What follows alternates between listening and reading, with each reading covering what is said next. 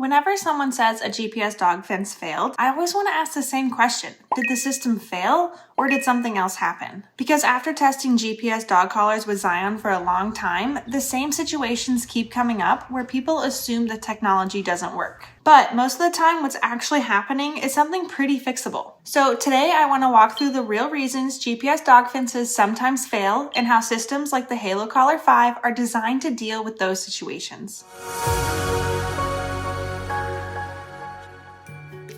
I'm Sarah. I test GPS dog collars in real conditions, not ideal demos. And when you spend enough time with these systems, you start noticing patterns where people think GPS dog fences stopped working. But most of the time, it's not the collar itself, it's environment, movement, boundary setup, or training. So in this video, we're going to walk through the most common situations where GPS dog fences struggle and what actually solves those problems. This is based on real-world use with Zion using the Halo Collar 5 as a wireless dog fence. Quick disclosure, this video includes affiliate links, which means Technobark may earn a commission at no extra cost to you. If you decide to move forward, Technobark has an exclusive best of web offer that isn't publicly available anywhere else. So if you want that deal, you can click the link in the description or scan the QR code on screen to get Technobark's exclusive best of web offer you won't find anywhere else. We do the testing and comparison so you don't have to. You get the best deal we can secure and we earn the commission for saving you time. That's the win-win.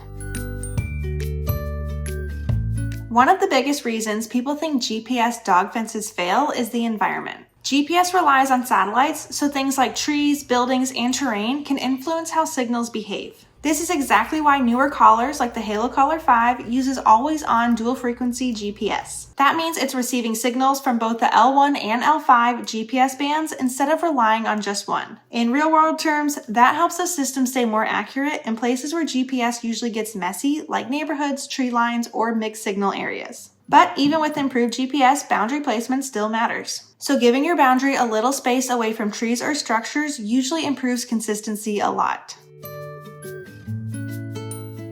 Another moment people think that GPS fences fail is when a dog suddenly accelerates. Cooler weather, wildlife, another dog, something triggers a sprint. Actually, watch this.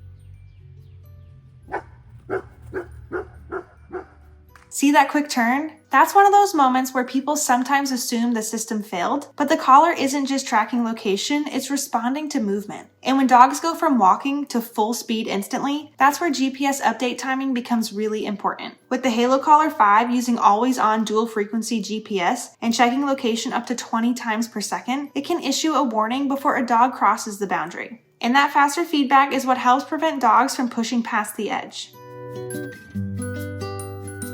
This is probably the most misunderstood part of GPS fence. They're not really a set it and forget it system. A GPS fence works best when the dog understands the boundary before the system ever has to correct them. The collar provides cues, but training teaches the dog what those cues mean. When training gets rushed, that's when dogs sometimes push boundaries and people assume the fence failed.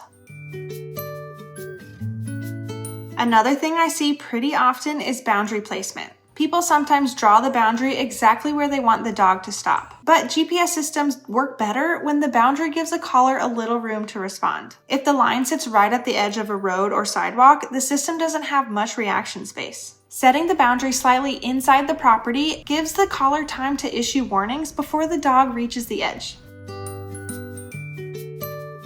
Over time, you start noticing the same places where GPS systems tend to work the hardest. Tree lines, near houses, along fences, on slopes. These areas don't mean GPS dog fence fail, they are just places where signals become more complicated. The advantage of dual frequency GPS is that it helps the system maintain better positioning in those environments. But identifying those stress spots around your yard still helps a lot.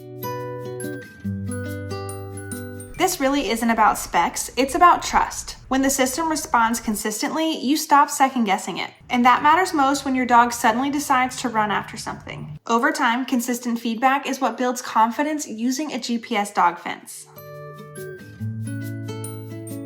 Another thing that can sometimes look like a failure is actual battery behavior. Halo Collar 5 is rated for up to 48 hours of battery life and recharges in about 1 hour. In real use, recharge speed often matters more than chasing the maximum number. I pay more attention to how the battery drops over time and whether that pattern stays predictable. And after extended use, that consistency is really what you want. Halo Collar 5 also includes dedicated Wi-Fi and Bluetooth chips. That helps the systems switch smoothly between outdoor GPS use and indoor connectivity when you're near home. It's a small thing, but over time, those transitions make the system feel more reliable day to day.